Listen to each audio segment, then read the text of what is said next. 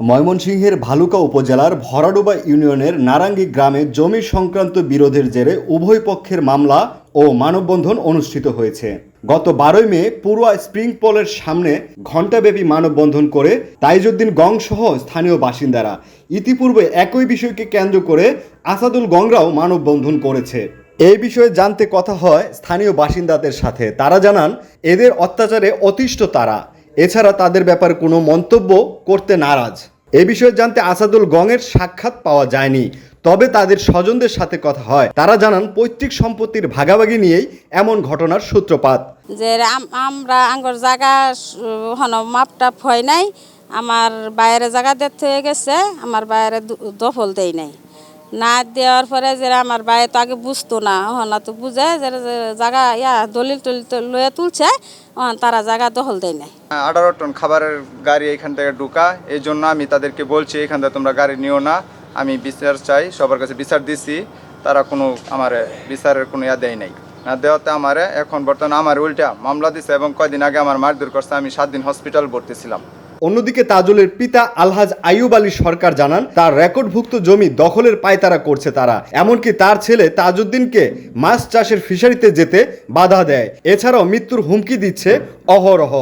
এরা হুমকি দিতেছে এবং বাসা বাড়িতেও একবার লুটতরাজ করছে, টাকা পয়সা লইছে, ওই যে তাদের এতে ভাঙ্গিয়া আলমারি বা সন্দুক ভাঙ্গিয়া টাকাও আনছে এবং অনেক তার মারার হুমকিটা দিতেছে। আমি তো এই বালুকা থাকি, আমার নিরাপত্তার জন্য প্রশাসনের কাছে অনুরোধ করছি যাতে আমার ছেলে আমার জানের নিরাপত্তার জন্য।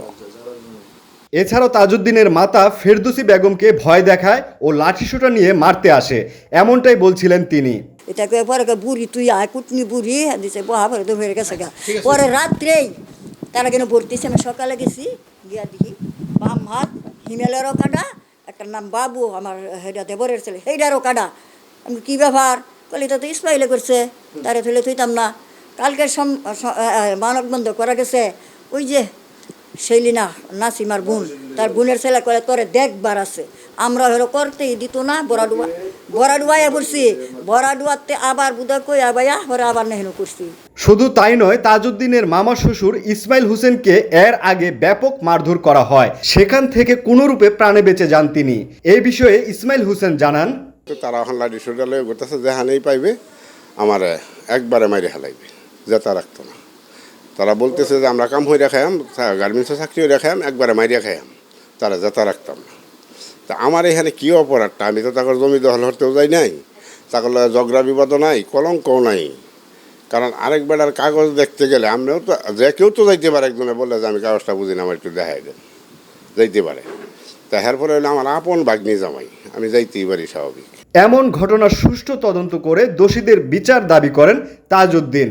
দেখা যাচ্ছে ওখান থেকে 7 দিন পরে সম্ভবত জামিন আসে। জামিন আসার লোক সমাবেশে সকলের সামনেই কিন্তু প্রকাশ্যে ঘোষণা দিচ্ছে আমাকে পাইলে সে টুকরা টুকরা করে পিস করে ফেলবে, এরকম হুমকি দিচ্ছে আমাকে।